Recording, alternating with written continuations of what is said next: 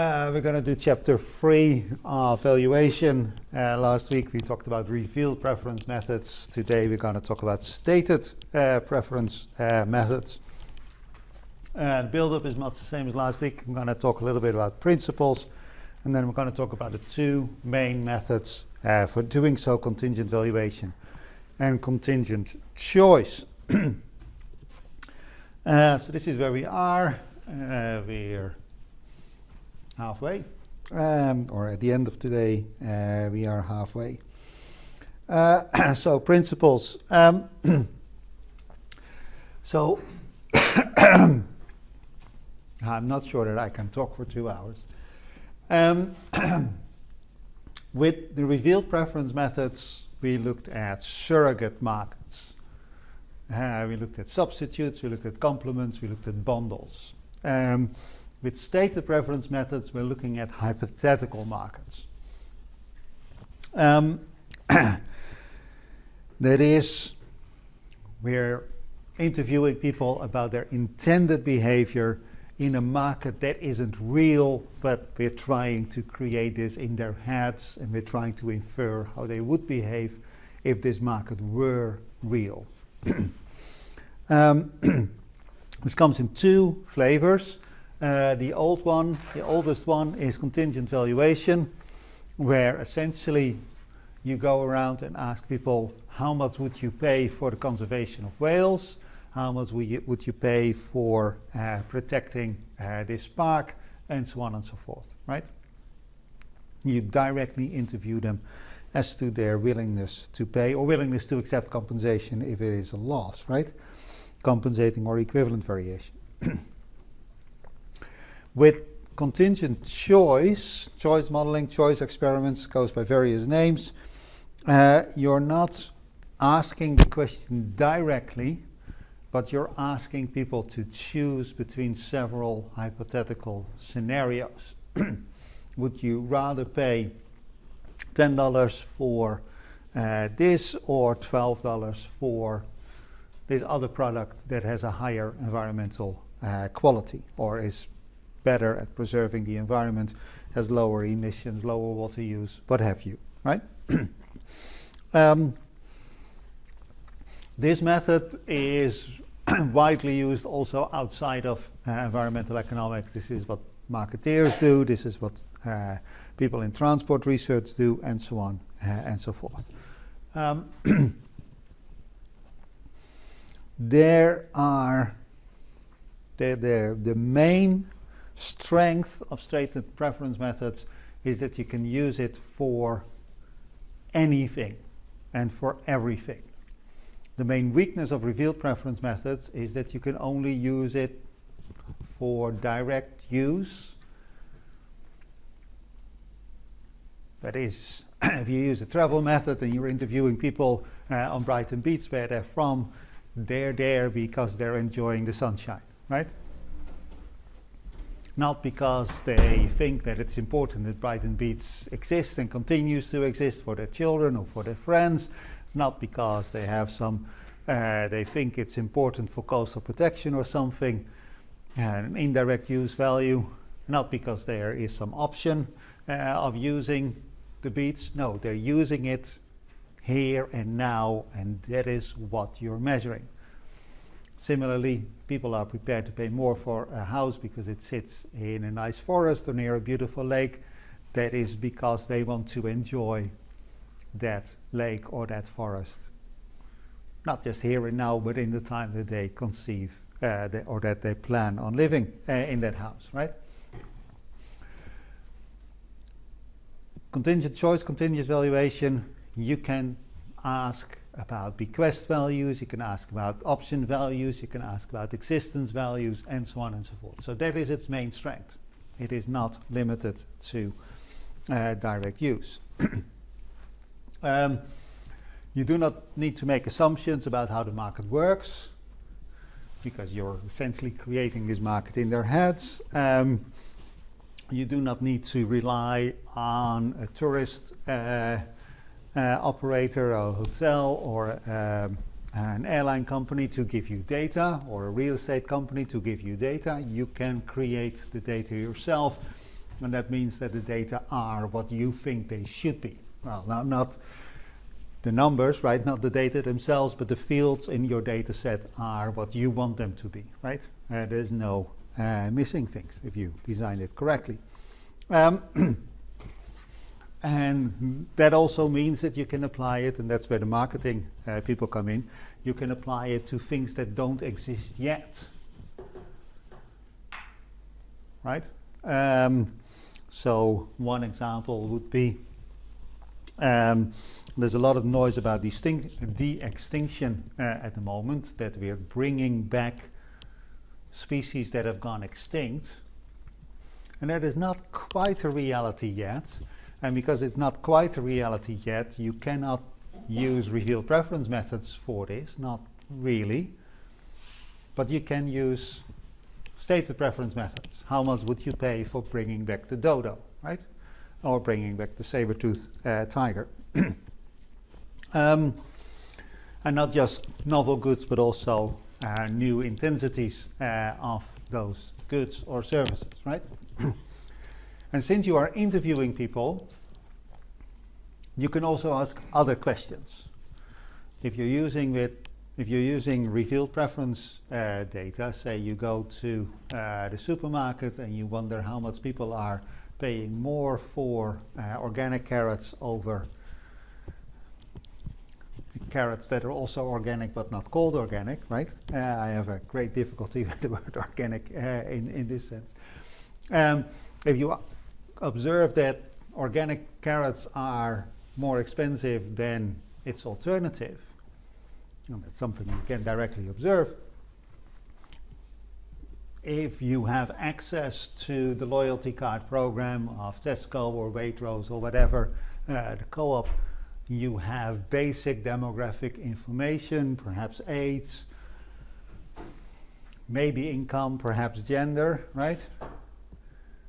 But that's it. You cannot, but if you're interviewing people, you can ask them all sorts of questions, like who did you vote for in the last elections, and what do you think about Greenpeace, and so on and so forth, right? You can ask all sorts of questions that you may think are pertinent, and you know much more about these people than in your standard revealed preference study. For these reasons, it's widely used. It's also intellectually challenging. If you do it well, it publishes well. So lots of people are doing this. One of the advantages of this method is also that it's very easy to explain to policymakers, particularly to politicians, because they live in this world of opinion research, right? Opinion polls. Will people vote for me next time like they did last time? It's very similar in its character, so politicians are keen on this. The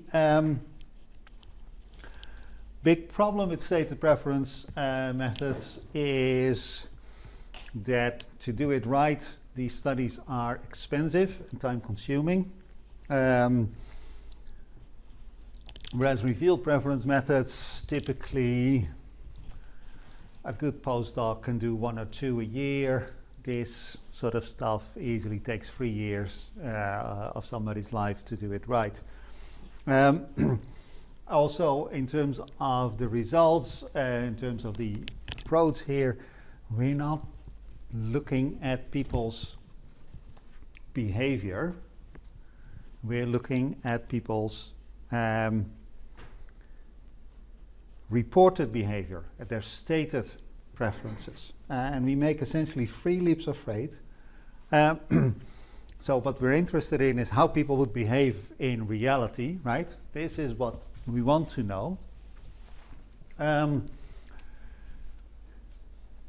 But we don't observe them, right? We ask them what they would do. So it is their intended behavior. It's not their intended behavior in a real market because we've created this market in their heads.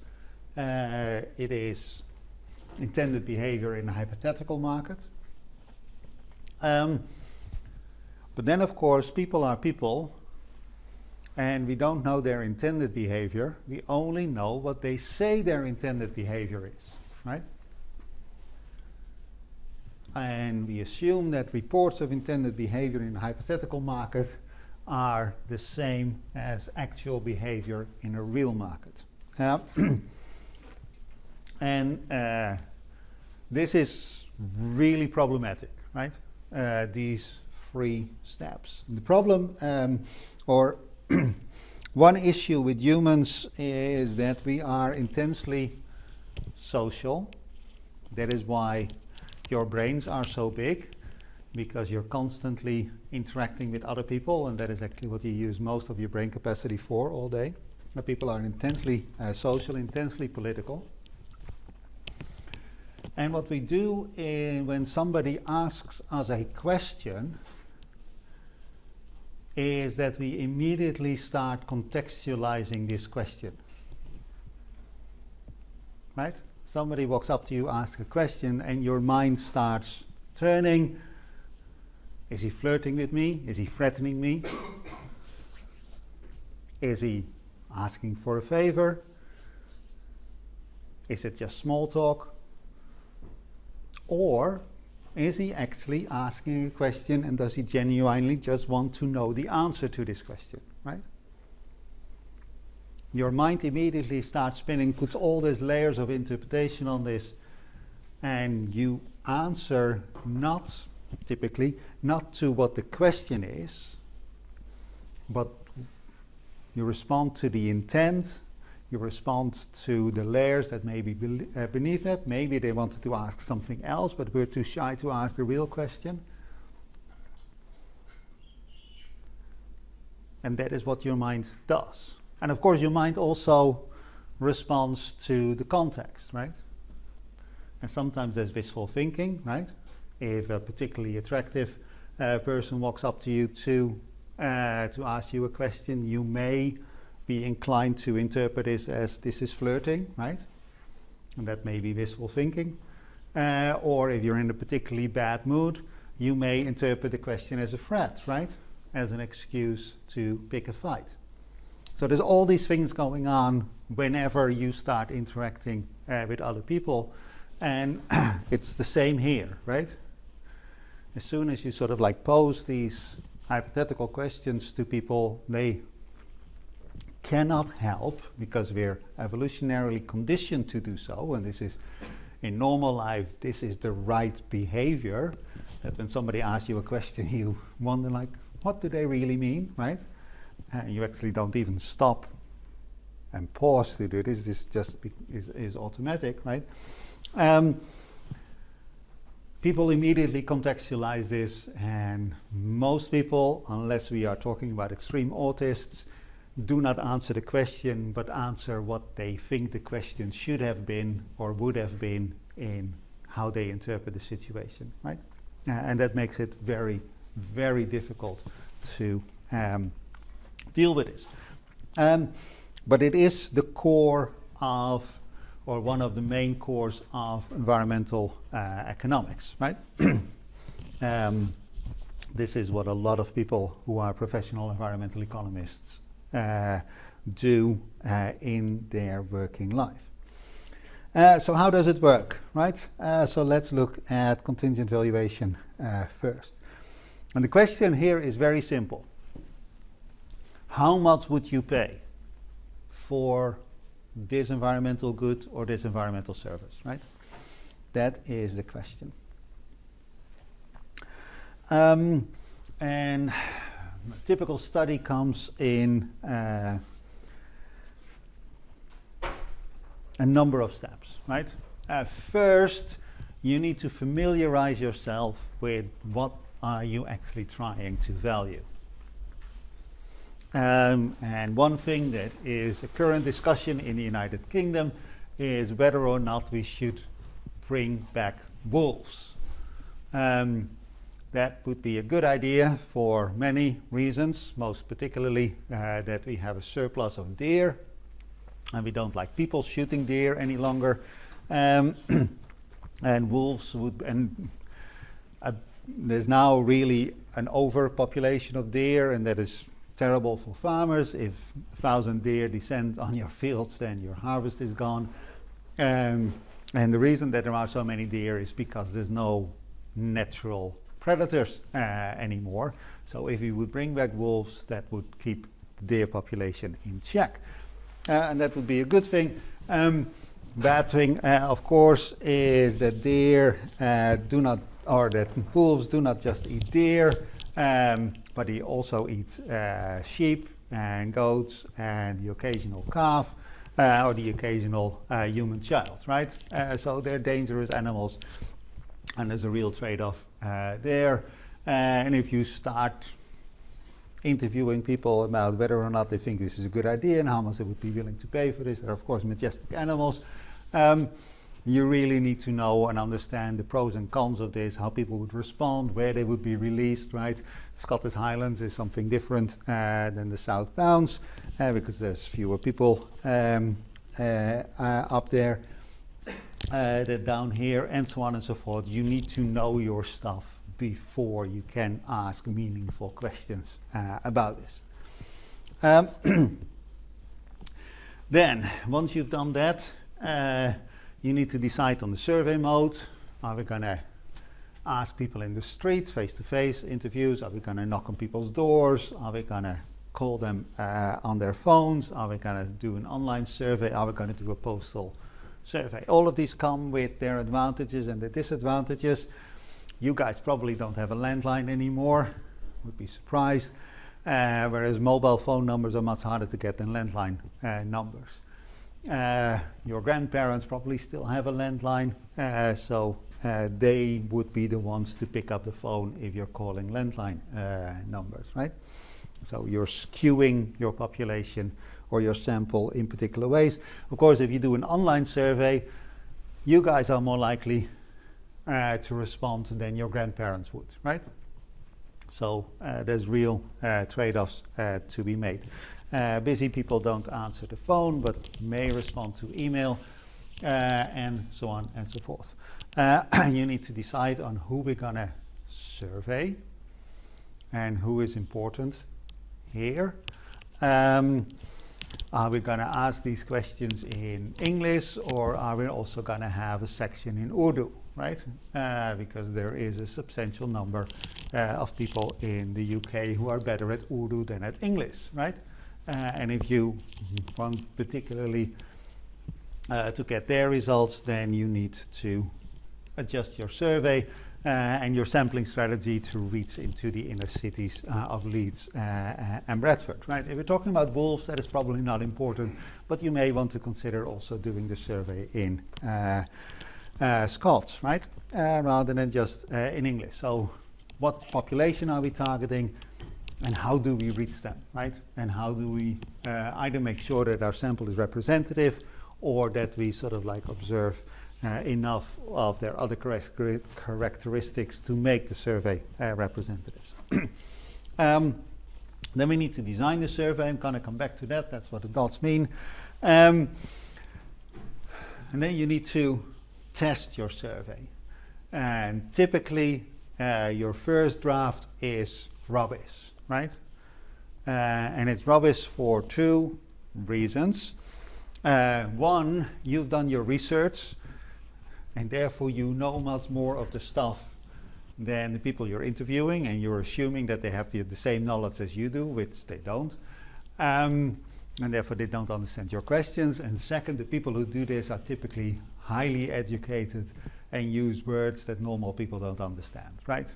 And the way you ask questions is just not particularly intuitive to people. So for those reasons, you need to pre-test, talk to people after they've taken your silly draft survey, and what was going through your head when you read this question, what was going through your head when you tried to answer it. After you've done that, you need to redesign, run another test, redesign, and you need to loop a couple of times there to get it right. Then if you're doing face-to-face interviews or telephone interviews, you need to hire and train interviewers. You need to run it through the fields, because these pre-designed or these pre-tests are typically done with students, friends, colleagues, right, who may be just as biased as you are, either cognitively or temperamentally. After you've done it on real people, of course you guys are real as well. After you've done it on sort of like punters out in the field, you need to redesign again.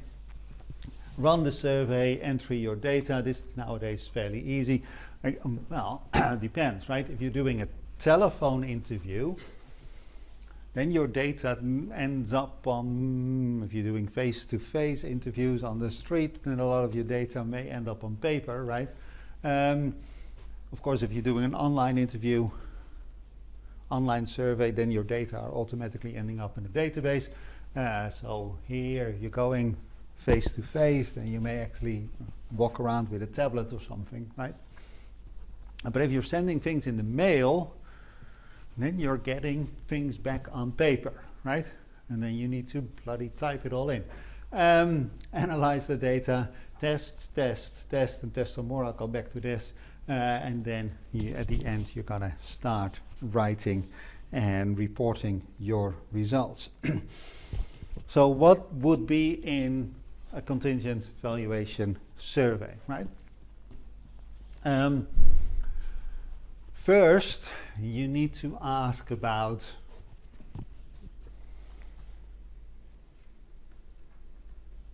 the use of this good. Are people actually familiar with the discussion? What is their opinion? How satisfied are they with the current situation, right? So if we are talking about introducing wolves in the Scottish Highlands, then you need to ask such questions. Do you live in the inner city, or are you a sheep farmer, right? Because that is important. Do you go hiking occasionally in the Scottish Highlands, or are you in a wheelchair and it doesn't matter to you, right? Similarly, if you would introduce wolves into the South Downs, right? And you should also ask questions about what do they think about deer, and are they aware of the pest that deer have become on this island, right? So just get a sense of what they know, what they do, how satisfied they are with the current situation. You can also ask questions about their general attitude. Are they nature lovers? Do they vote Green? And so on and so forth. Do they vote Tory? And of course also their attitudes towards nature reserves, in this case to deer, to farming, and so on and so forth. So you need to get to understand your audience, right?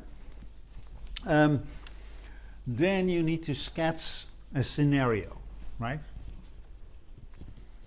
Because you should start with the current situation, right?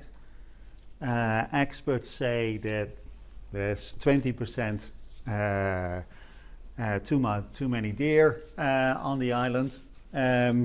This causes problems for farmers, this causes problems for forests, because they eat young trees and so on and so forth, and forests don't rejuvenate. So sketch the current situation, and then sketch the proposed situation, where the answer is not we're going to reintroduce wolves, right? That is not the proposed situation. No, the proposed situation is that we're going to release 50 wolves, and that's 2 packs, or it's more like 3 or 4 packs in the Scottish Highlands, right? Be specific so that people know what is this. And you may want to show them a picture of these are the Scottish Highlands, this is population density there, and so on and so forth. This is the farming density there. Be specific about what you are proposing, right? Because vague questions will get you vague answers that are very, very hard to interpret. And then you need to ask them, so how much are you willing to pay for this? In this case, because it's actually not clear that it is a positive, also how much would we need to compensate you if we are going to do this. And then it's important in how are we going to pay? Are we going to... two things. How are we going to pay, right? Is this going to be paid for through general taxation? Do we keep taxes the same but spend less on overseas development aid, right? Which is the current thing that we use to finance things. Are we going to charge parking fees for people visiting the Scottish Highlands? Are we going to charge entrance fees for people entering the park? These are all options, right? And answers will differ depending on how you do this, right? If you say we're going to finance this through parking fees, then people who go bike there, people who cycle to the park, think this is a good idea, right? Because I can enjoy this, but I'm cycling, so I don't have to pay the parking fee, right? If instead you say we're going to do an entrance fee, then you're creating this image of a fence around the park and a gate, right? And people may just object to fences and gates. If you say we're going to finance it through income tax, then people who don't pay income tax, like students and pensioners, think, this is a brilliant idea, I like this, but I won't have to pay, right? You, of course, will have to pay in the future, right? Income tax is coming for you sooner than you think. So this matters. Of course, in certain circles, if you say we're going to pay this through taxation, then people immediately object because they don't like taxes, right? So that is important. I'm going to come back to the payment vehicle in a few slides, I'm pretty sure. This is essentially just an open question. Do you let people pick from a menu? Do you go referendum style? I'll get back to this. Then you need to follow up. Why did you say what you said? And some people will have said, go away, I don't want to pay anything.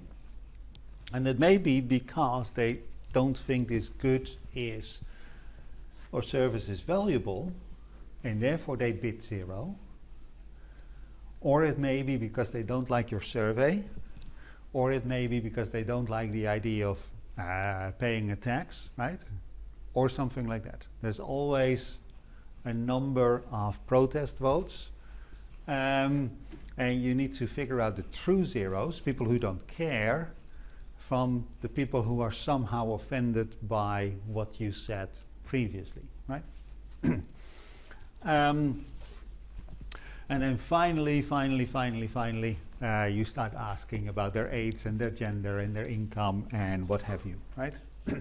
And particularly you want to put the income question last, because there's always a group of people who walks away from your survey as soon as you ask them about income, right? So if you put this question first, then you just lose a whole lot of people who would otherwise have answered, right?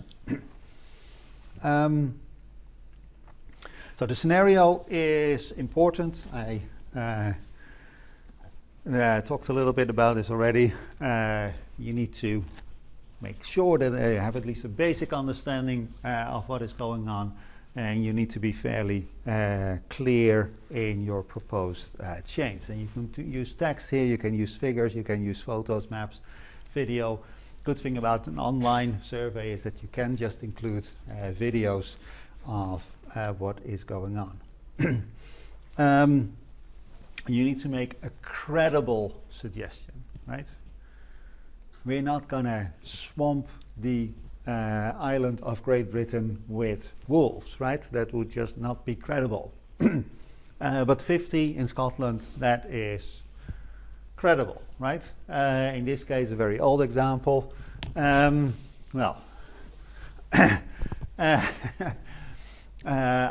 the Exxon Valdez oil spill, The proposal was to make all tankers double hulled, so that if they run aground they don't spill the oil, and to have a fleet of escort and emergency response ships near the major oil harbors, right?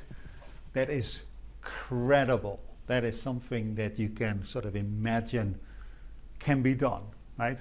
And in this particular case, this was actually done and enforced for a very long time. This happened in 1989 until Russia started with its shadow fleet of oil tankers for the last 3 years or so. Don't know how closely you've been following this, but there have been 3 oil spills by Russian tankers, right, that were not double hulled, that were not accompanied by escort ships, and there were no emergency response ships anywhere near. Now that all happened far away, right on the other side of Europe in the Black Sea, so what do we care? There were also a couple of very near misses in the North Sea, right, because Russia is not transporting its oil according to international standards. So this is real again. And of course, the scenario you're going to sketch has to be meaningful, right? So you have done your background reading and you have designed this survey, so you know what 52 mpn fecal coliforms per liter or 100 milliliters means. But your ordinary punter does not know the meaning of that, right? This means you get diarrhea when you drink this water, right? But essentially, in this concentration, you can sail there, but I wouldn't go swimming, right? And that is a message that people understand, right? You can fish because you're not in direct contact with the water, but I would not eat the fish that comes out. And important here is always that everybody always thinks that other people know what you know, right? And that, I mean, you sort of like know that I have read up on this, so I'm a little bit smarter than everybody else on this. But you would be stunned by the level of ignorance of other people, right? We simply do not know. It's also important here that you stay neutral, right? Because essentially you're feeding people information, then you're asking them questions about this, but you want to elicit their preferences, not your preferences. No, you're interested in their preferences, and therefore you should not ask leading questions, and you should be sort of using appealing language but not emotive language, right? So if you stick in your survey that fluffy little balams will be senselessly slaughtered by these wolves that we introduced, that's leading, right? You should instead use neutral language such as minor livestock losses. Okay, payment vehicle. I already mentioned this, right? We can pay it through taxes, we can pay it through bill surcharges. If you're talking, say, about improving water quality, we can do it on the water bill. If you're talking about air quality, we can do it on the electricity bill, right? Entrance fees, parking charges, I talked about these things. Importantly, you should also very clearly say, are we paying per year, per month, per day? Is it a one-off, right? Because the number will be very, very different.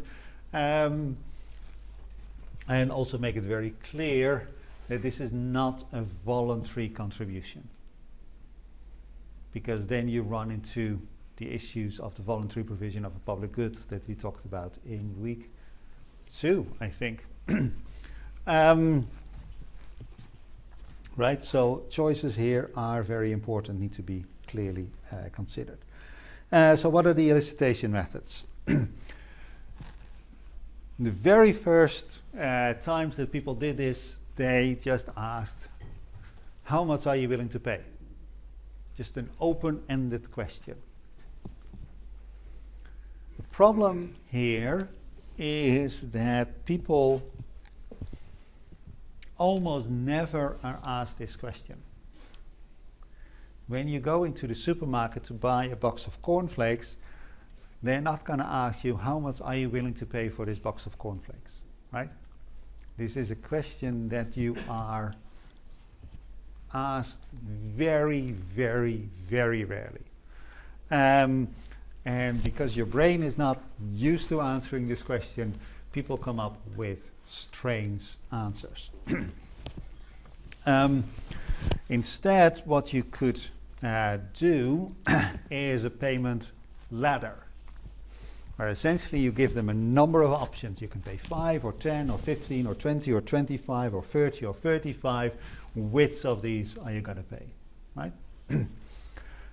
This is more usual, right? If you go to the supermarket looking for a box of cornflakes, you would find cornflakes of different prices, and there is just a menu that you can choose from, right? So that helps.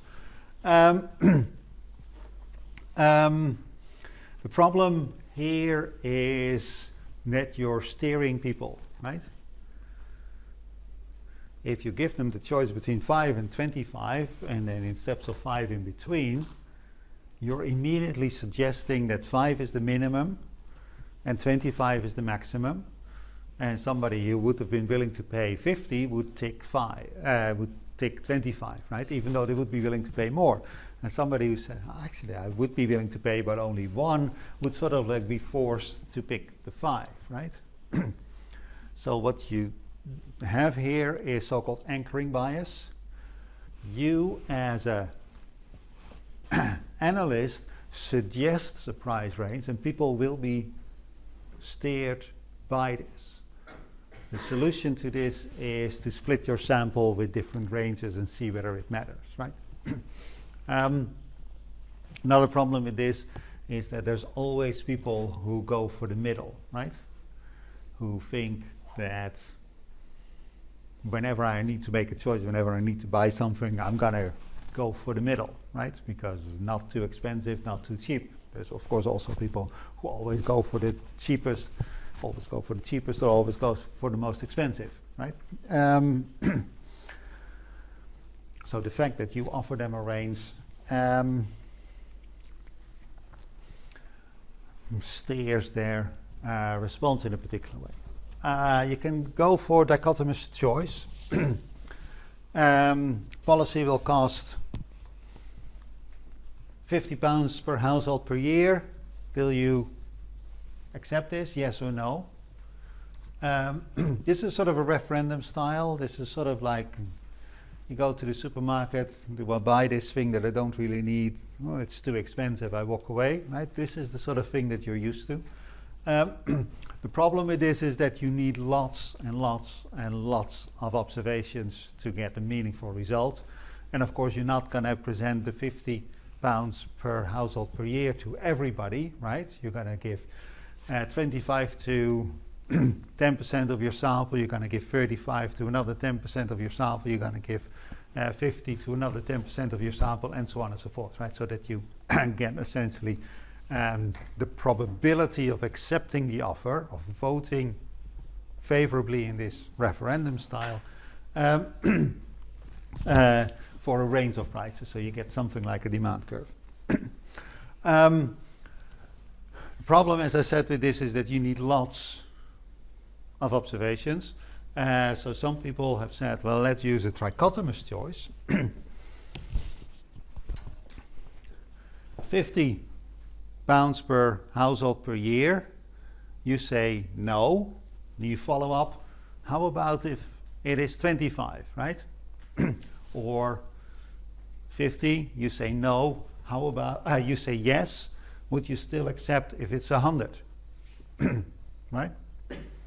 Then, at least for the middle of your sample, you have an not just a central point, but you have an upper and a lower bound. You have much more information, right?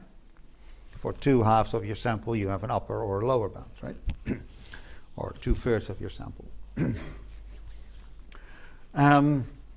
So you have more information, the econometrics becomes more complicated, but that is something that nerds cherish, right?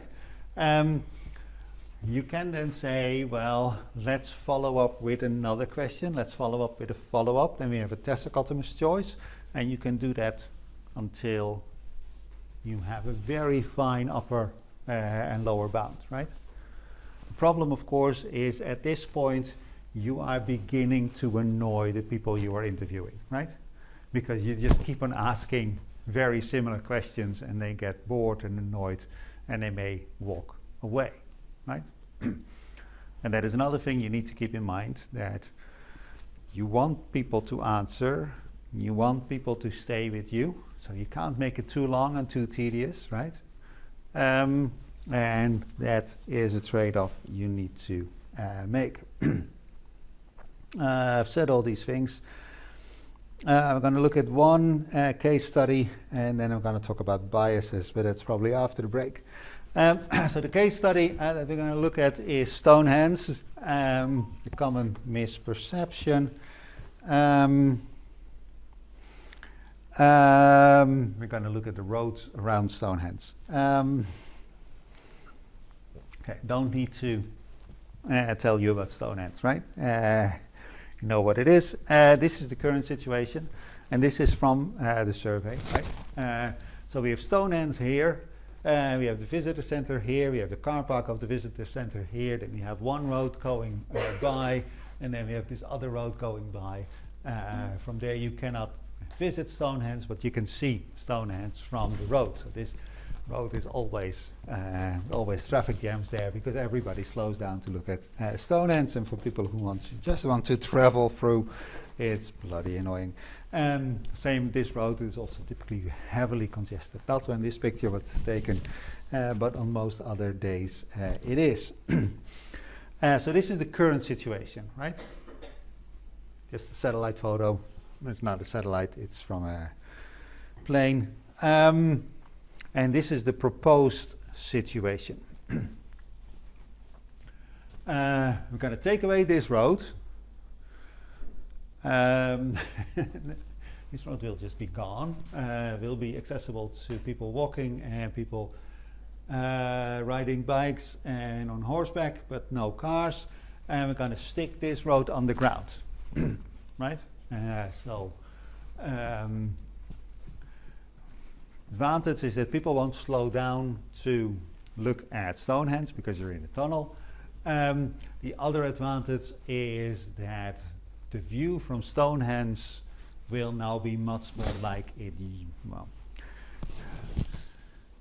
I'm not sure that it will be much more like it used to be, but definitely when Stonehenge was built there were no roads with cars, right? So in that sense it's more original. So this credible scenario, right? We can do this, it's technically feasible.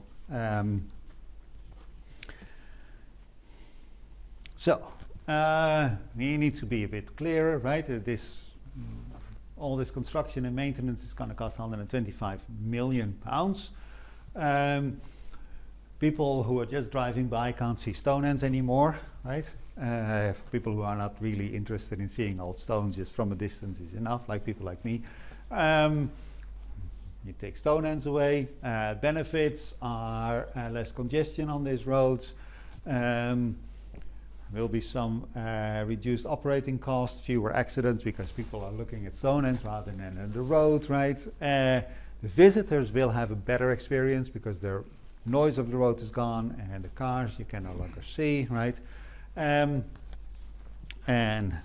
so on and so forth. Study did not just show these pictures but also described these in words, right? For those who did not immediately get it, sort of like, okay, this is what's going on. Essentially what I just told you, right? Then ask the question, what option do you prefer? Keep the status quo or move to the proposed change? They use the payment ladder, right? So these were the options. nothing to £200 or more than £200, and then people were asked, yeah, £2 is what I was willing to pay. I'm not so sure about 3 and 5, but definitely not 7, right? So you get a sense of how much people were willing to pay.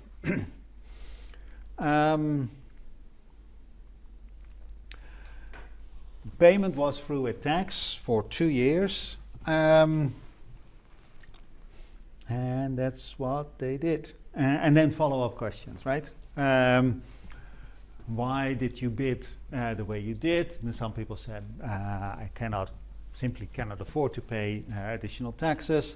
I like the current situation. I think this problem is not a priority. The government should pay for this, which is a silly response, right? Government doesn't have any money, right? The government taxes people to have money, or it borrows money so that future taxpayers can pay, right? But you always get responses like this, and other people said a protest vote, right? I may like tunneling these roads, but I don't think taxes should go up because taxes are high enough as it is, right? So it is important to get a sense of why people answered as they did. So here we're looking at the results. 55% preferred to keep things as they are. 45% prefers the tunnel. Mean willingness to pay was around £9 per year for 2 years, so that's not a lot of money, right? But then again, it costs only 125, right? So if how many households are in the UK? 25 million or so. If every household pays £9 for 2 years, then you're actually pretty close to the cost, right? So yeah, it's doable. Main motivation, silly, right? That somehow people think that this is going to preserve Stonehenge. No, it's going to change the situation around Stonehenge. Stonehenge has been around for a very long time, and it will not all of a sudden evaporate or something, right? But that is why people were willing, say they were willing to pay, right? Actually not the actual question, and that is what I meant in the beginning. People never answer the question. You almost never answer the question you're actually asking.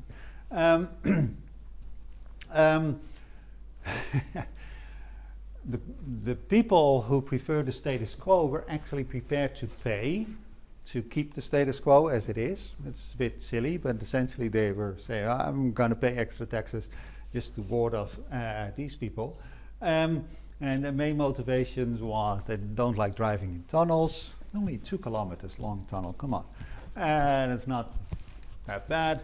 And they like looking at Stonehenge from the road, right? That were the main motivations there. We add it all up, then, as I said,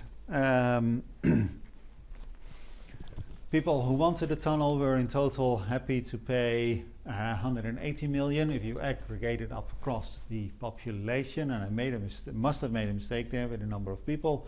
And the people who did not like it at all and were prepared to pay to keep things as they are was 166, so the difference of that is 114, which is just 9 million short of the cost, right? So it would not pass a cost-benefit test on this case, but it's actually come out pretty neutral.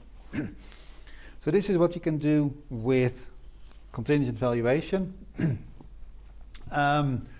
The chapter on biases is very long, so we're going to take a break for 12 minutes, and then we're going to reconvene and talk about all the things that can go wrong with contingent valuation before talking about choice modeling. I told you what the contingent valuation method is about and how to do it, and I sort of hinted at things that can go wrong, but I haven't really talked about all the things that can go wrong. There's many ways of testing robustness or validity, and there's sort of like theoretical discussions about What is face validity? Does it make sense, right? And we're going to introduce wolves into the Scottish Highlands. That makes sense. Or we're going to introduce wolves into central London. No, that does not make sense, right?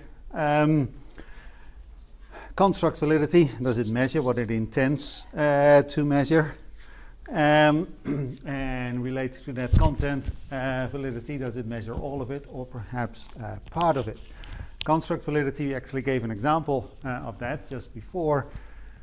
People interpreted this, including the people who took the survey, let alone the press who reported on the study later, that this was about Stonehenge. No, it was about roads around Stonehenge. It was about visibility from Stonehenge. It was not about Stonehenge itself, right? Content validity I'll come back to. Criterion validity, very hard, whether it's accurate. Whether you're measuring what you are trying to measure. The best way of looking at this is to look at convergent validity and divergent validity. That is, if you're measuring two things that are very similar, you should get very similar results. And if you measure two things that are the opposite, then you should get opposite results, right? Convergent and divergent validity.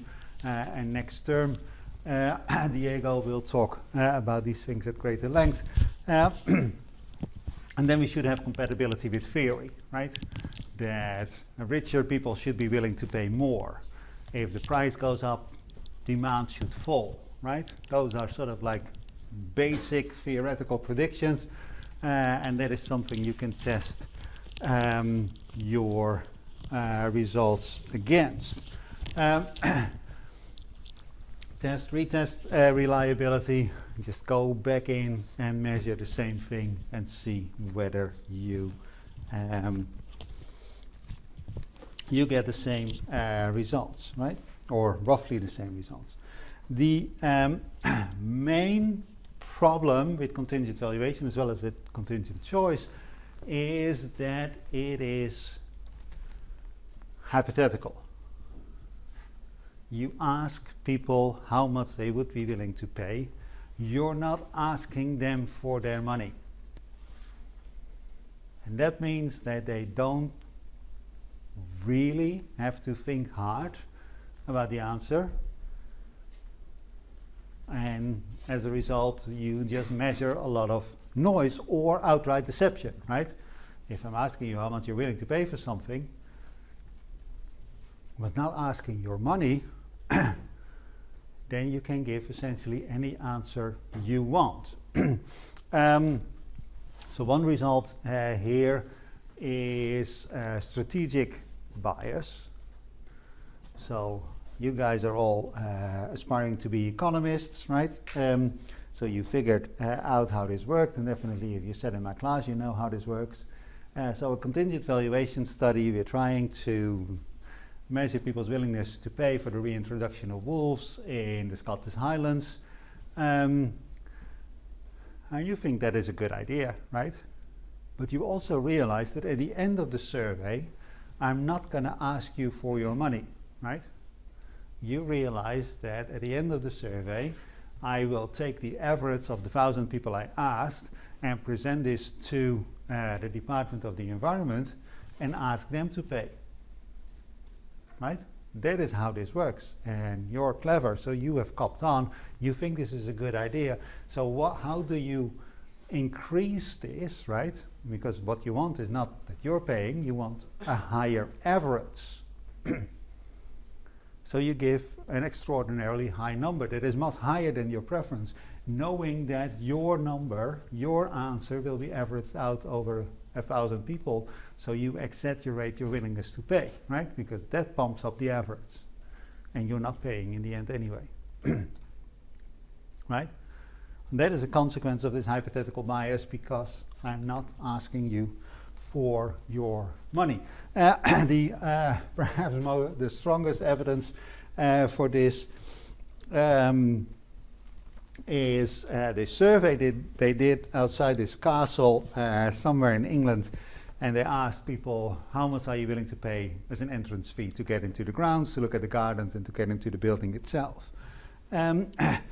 And people gave all sorts of answers, right? £2, £1, £5.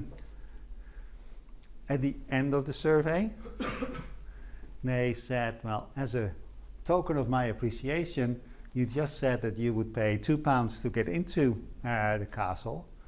Here are tickets to enter the castle, and you said you would be willing to pay £2, so that's £2, please, right? So an immediate follow-up to the price that they stated 5 minutes ago. 43% of respondents refused the offer, right? Some had a good reason. They said, well, actually I would really like to go, but I'm running short of time, or I would really like to go, but it's much bigger than I anticipated, so I'll come back another time. But a whole bunch of them, just admitted that 5 minutes ago they lied, right? I would be deadly embarrassed, and even if I had exaggerated the price I just stated, I would have paid, but that's me. A lot of people were not so, not like me, and essentially refused to pay the price that they had quoted themselves 5 minutes ago, right? So, yes, this is the biggest problem here. All sorts of solutions give people time to think about this. That helps. The big problem with these questions is this is not something that you are used to do. You guys are used to buying milk, you're used to buying cornflakes. This is a routine thing, the thing that you do, and therefore you know how much to pay, and you know price quality relations and so on and so forth, and you don't make mistakes. If you're going to buy a car or you're going to buy insurance, that is not something that you do every day, I presume. But before you do that, you search the internet, you ask your friends, you ask your family, how much should I be paying for a 10-year-old Vauxhall or something, right? That you do your research before you make your purchase, in case of an infrequent and expensive purchase. But now somebody walks up to you in the street and asks you, how much are you willing to pay to help preserve Wales, or how much are you willing to pay to reintroduce wolves into the Scottish Highlands? That is not a question that you have thought about a lot, most of you. Therefore you don't have ready answer, but you have somebody impatient waiting for your answer, right? You don't have time to search the internet, you don't have time to ask your dad, how much should I be paying for this? So you just blurt out an answer, right? And that is a problem. You can give people time to think, but that of course means that people who are in a rush will disappear, and so on and so forth.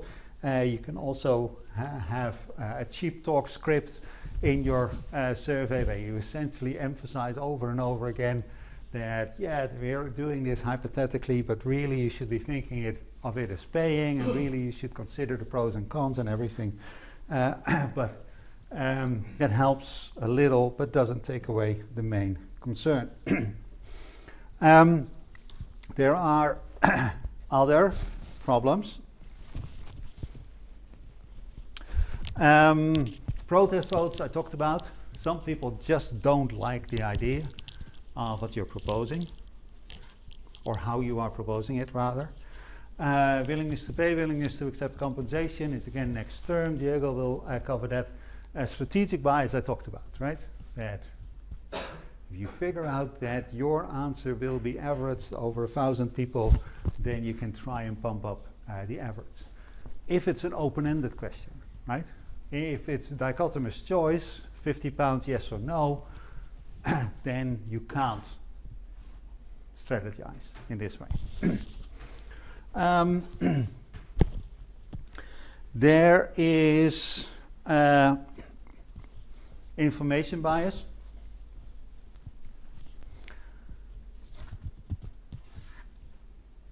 And this is intrinsic, because you start your interview or your survey with a description of the situation. And as a result, the people you're interviewing know more about the stuff than the average person on the street, right? You feed them information, and therefore you may change their perception. But if you don't feed them information, you're asking a cold question, and that doesn't get a meaningful answer either, right? So this is a very difficult one to deal with. You can test for this by giving some respondents more information, some respondents less information. Important thing to keep in mind here is that always people are not buying what is real, but they're buying what they think is real, right? So last week was this interview with this young woman desperate to be a mother who had voted for Trump because he had promised that IVF would be free for all, right? And she was dumb enough to believe what he told her, right?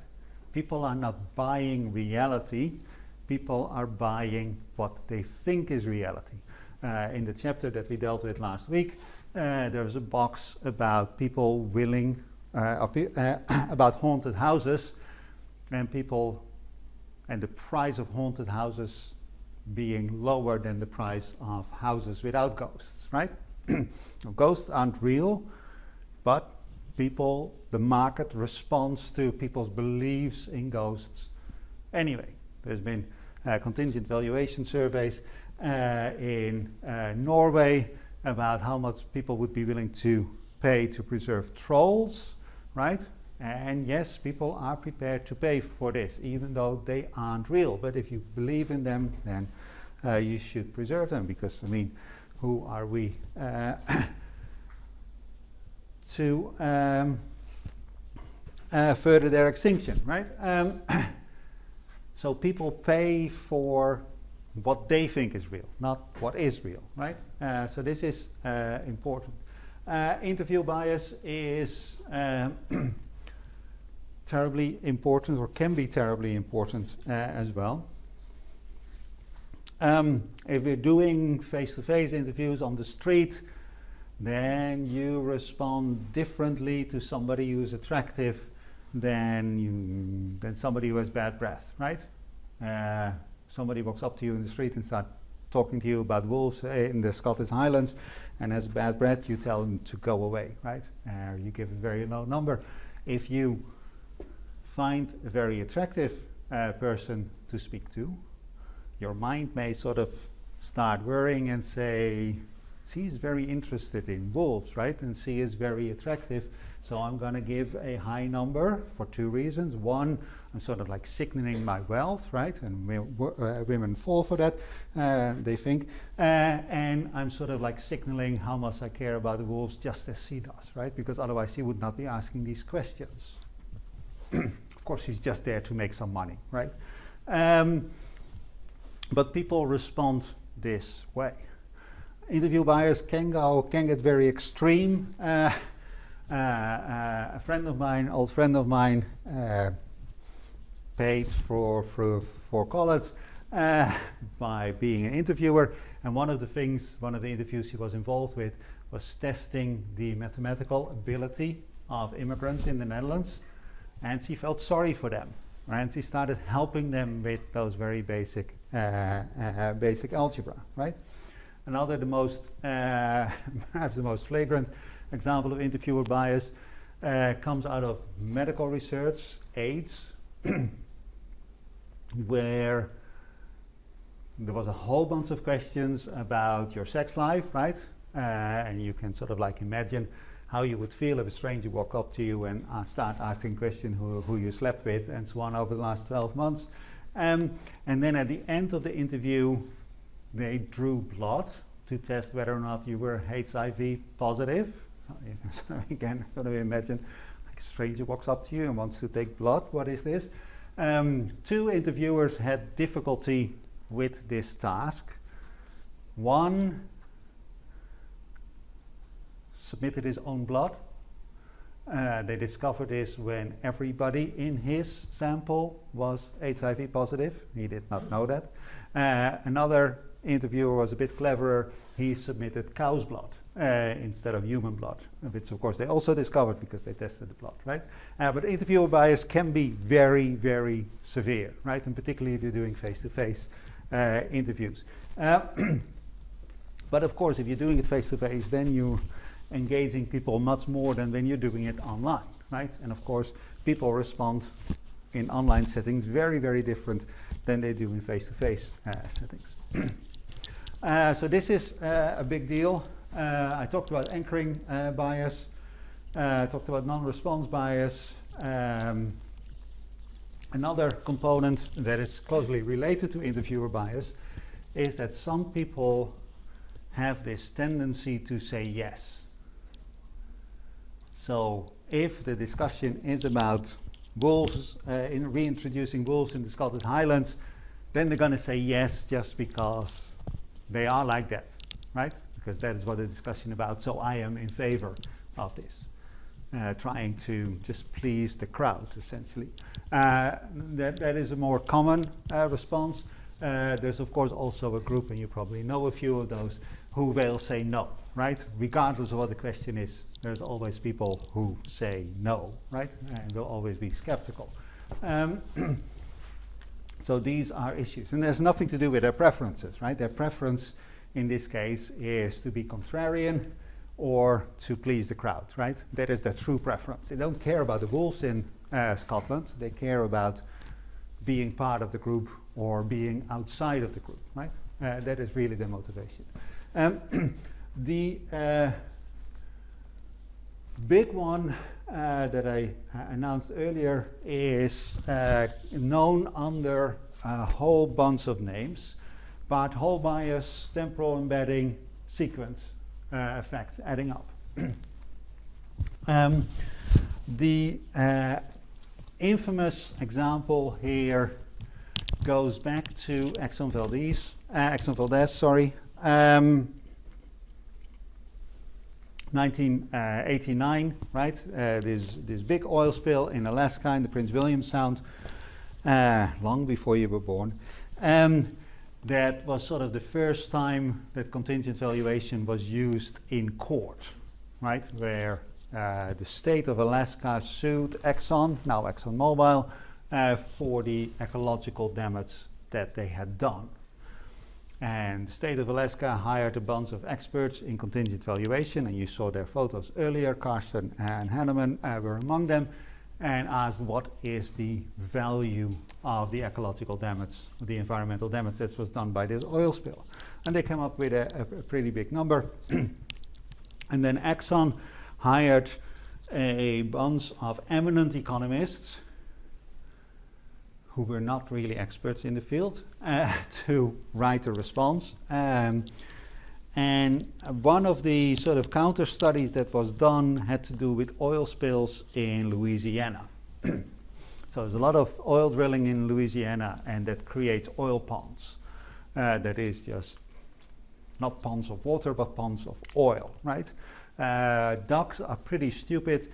They don't recognize, they can't tell the difference between a pond that is made of water and a pond that is made of oil, and they just land in the oil, and of course then they're covered and they die, right?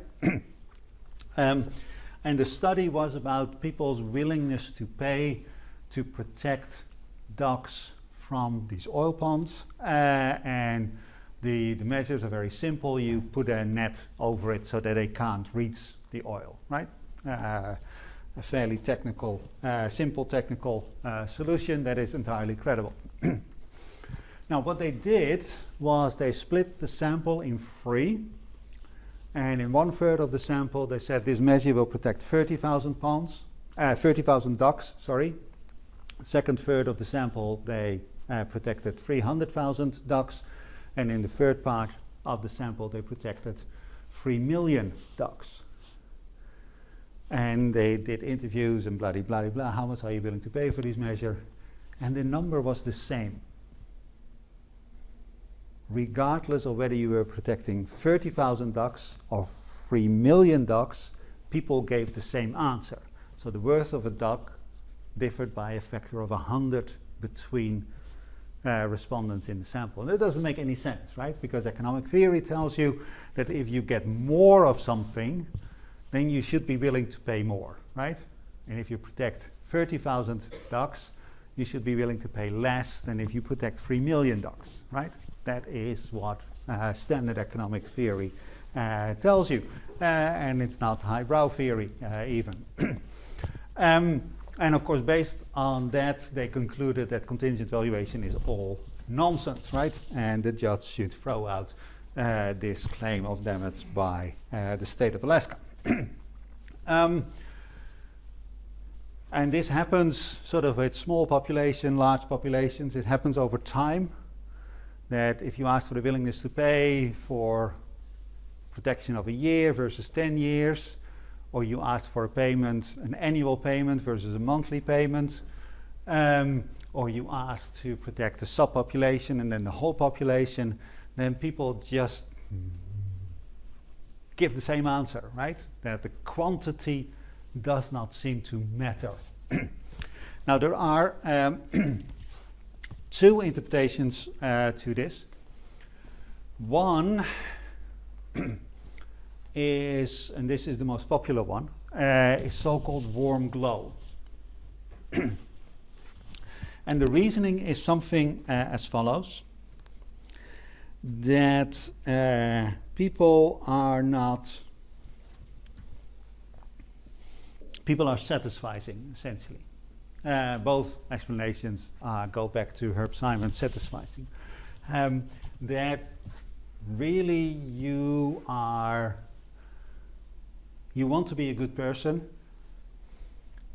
You don't want to think about all the misery in the world all the time, right? Because that just gets you depressed and you can't do anything about it.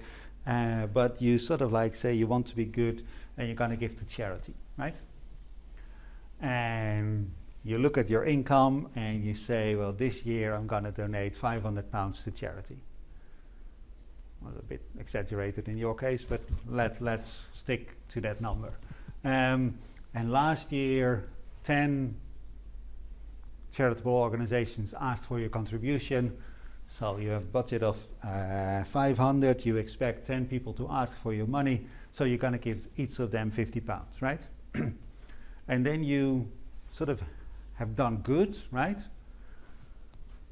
But you haven't thought about all the misery in the world, right? Which keeps you happy. And if you interpret these surveys as people asking for a charitable donation, you just put up your defense mechanism and said, I'm not going to think about the problem. I'm just going to give my standard number, right? And if that is how people behave in real life, and there is some evidence that they do, and if that is how people interpret these surveys, then indeed it does not matter whether you are protecting all the whales in the ocean or just the humpback whales in the North Atlantic. Or it doesn't matter whether you're protecting 30,000 ducks or 300,000 or 3 million ducks, right? Because you're not thinking, you're shutting down your cognition. You just say, impulse gift, £50, just as I always give £50 to whatever charity comes up. Or in your case it would be, your case it may be £5, right? So that is one interpretation, and the most popular interpretation. And then sort of like these things work again, but of course the interpretation is very, very, very different. The other is more obscure, not as well explored, and that is, can people count? You can tell the difference between 1 duck and 2 ducks, right? And you can tell the difference between 2 ducks and 6 ducks. But you can't tell the difference between 30,000 ducks and 30,000 and 1 duck, right? That is simply impossible to tell. Unless you are an expert duck counter, which I assume you are not. But you would actually also have a hard time telling the difference between 30,000 and 300,000 ducks. How would you tell the difference, right? How would you even know how many ducks there are? There's lots of them, right? You don't really care about ducks, I presume. So you have no mechanism whatsoever in your head to distinguish between 30,000 and 300,000 ducks. It's just a lot of ducks, right? I mean, you may have followed the news that there was a demonstration somewhere in London, and the police said there was 1.1 million people they're demonstrating, or there were 70,000 people demonstrating. How do they know, right? You can't tell, right? Actually have fairly sophisticated methods to do so, but you need to be a specialist, you need to be an expert to tell crowd size of people, and we care about people, right? You don't care as much about ducks as you do about people, so I guess. So you have no way of determining whether you're confronted with 30,000 or 300,000 ducks. It's just a meaningless question. And if that is how people's brains work, then yes, the answer should be the same, because people count ducks as 1, 2, 6 many, right? And 30,000 is many, and 300,000 is many, right? So that may explain why people find the answers that were given in these contingent valuation studies, but of course it creates difficulties, both warm glow and just noticeable differences, creates difficulties with interpreting the results, right? Because what are people really valuing? Okay, 20 minutes left. So I've been fairly skeptical about this. Of course, for academics, this is wonderful stuff, right? Because there's so many things that can go wrong. That means that there are so many things that you can show how clever an academic you are, right? And publish an interesting paper about. So it is very popular. As I said, it's actually also used quite a lot in cost-benefit analyses, in courts, and so on and so forth, the things that I talked about 2 weeks ago.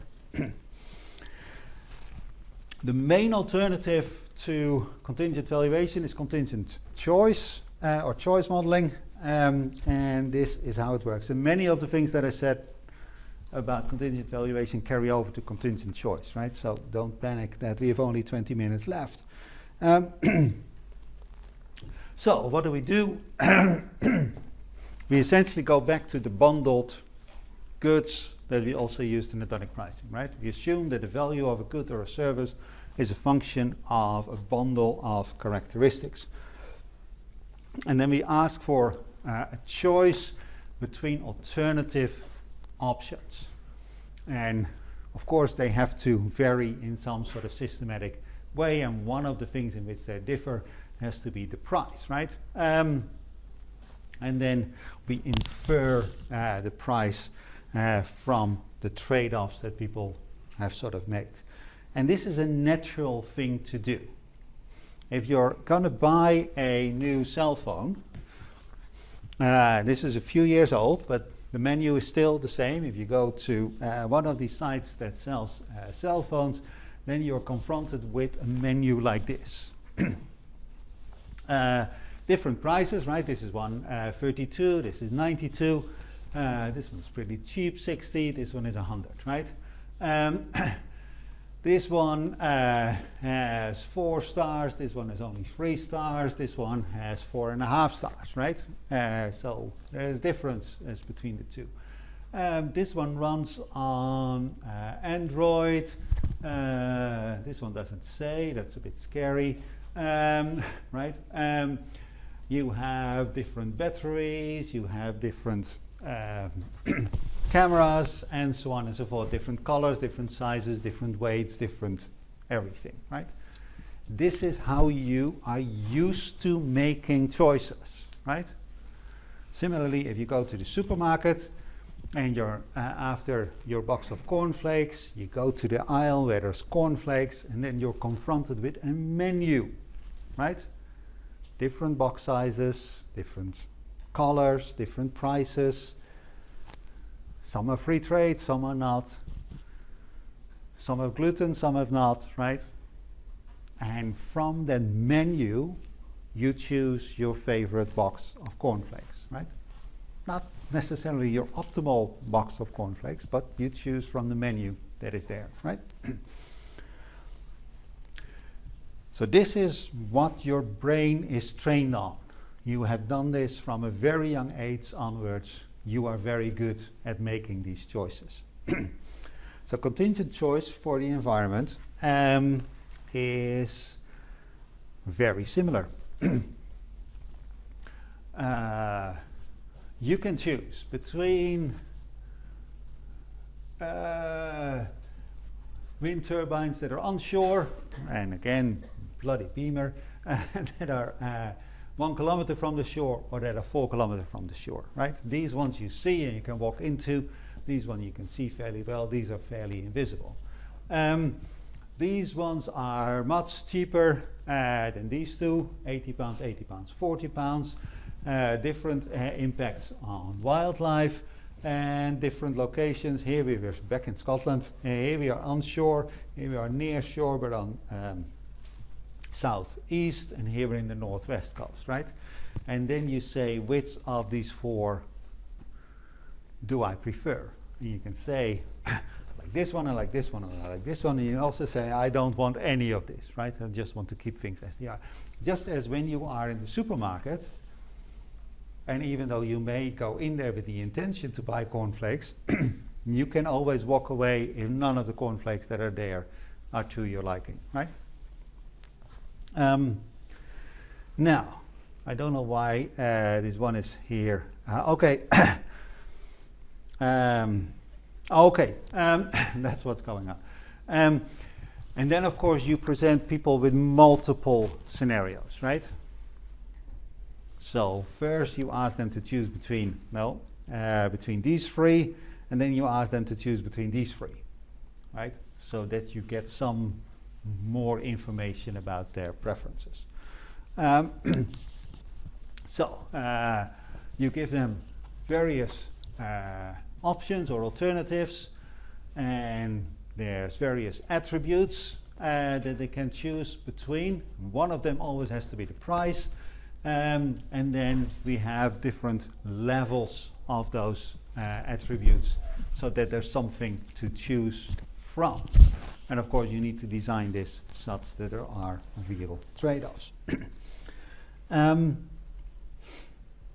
Now, I have severe difficulty with this particular design. And this is from a real study that was really done by the actual government of the United Kingdom. This is salient, right? Your eye is immediately drawn to these pictures. Did you notice this wildlife impact?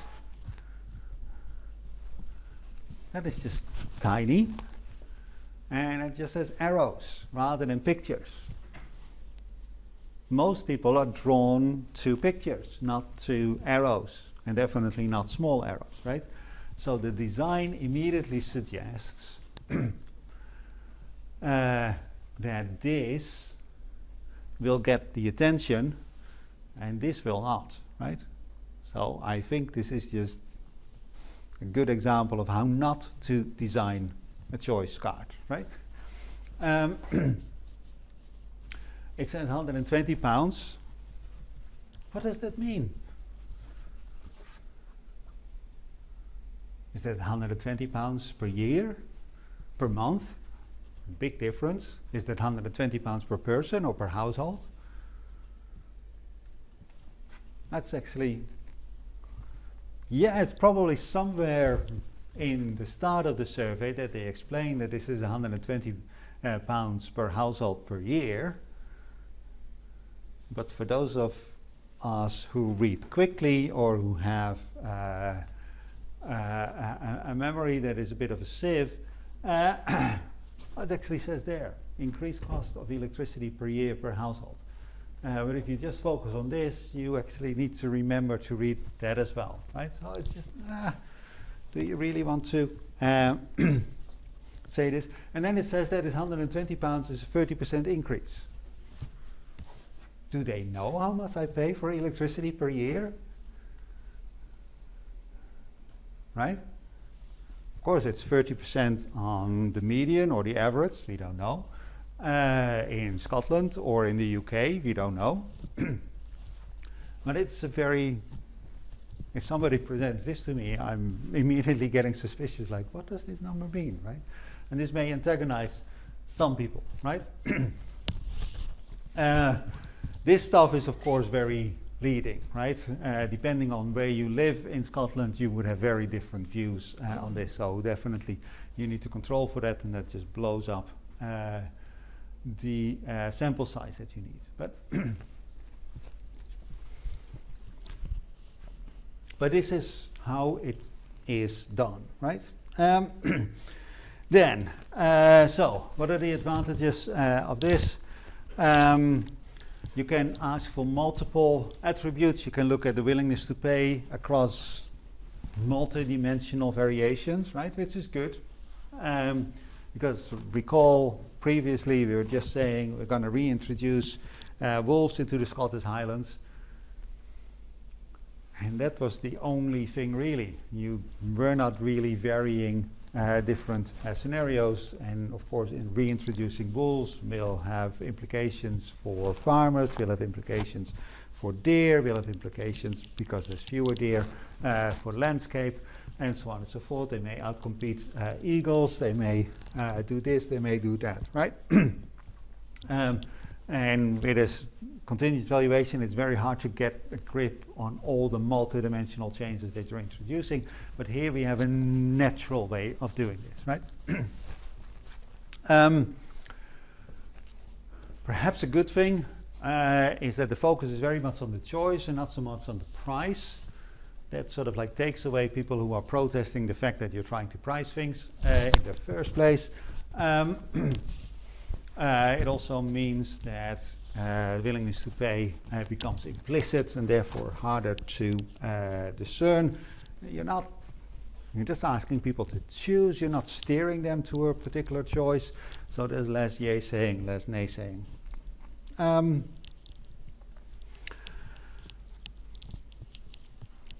You are asking more of your respondents, right? You're asking them to make a choice, and then another choice, and then another choice, and then another choice, right? So it may burden them emotionally or cognitively. Is that a word? And some people just say they pay attention to the first two choices that they give, and then they always go for the middle one or always for the right one, right? Just to rush through the survey. Analyzing the results implies that you're a decent, requires that you're a decent statistician, right? There we are. We have 10 minutes left for this case study. It's about carbon offsets. It was done by the guy who used to teach this and published in Energy Policy in 2009. It's George who used to teach this, right? So George was interested in the willingness to pay for carbon offsets, for the certification of carbon offsets among people who fly a lot and are fairly young in the UK. And these were the choice cards that they were given. It's always an option not to pay these carbon offsets, but an option A and an option B where there is a carbon offset. This one focused on helping humans, this one focused on helping other animals, this one just had an offset that was not certified, and this one had certification by the UK government. This one cost £8, this one cost £8, and this one of course is free, and then you had to choose between the three. And then you gave them a bunch of these options, right? Certification here is,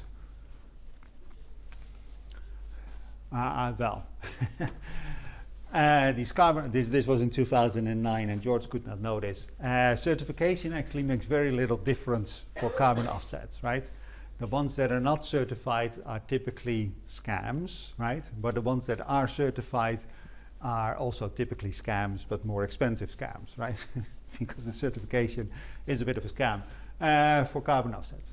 So this is growing trees and that sort of stuff that would suck up carbon and store it permanently in the soil, except that it doesn't happen, right? But yeah, you can imagine that there's a whole bunch of these choice cards, and then you let people choose, and then you can just run your regression and find how much people are willing or how much more likely are people to pay to accept this offer of £8 or £4 or £16, depending on the choice card that you saw. Price elasticity is negative. That is, the greater the cost of the offset, the less likely people are to accept this. If there's co-benefits in human development or biodiversity, people are more likely to do it. I forget what this is, but you get results from this. I won't talk about the econometric specification.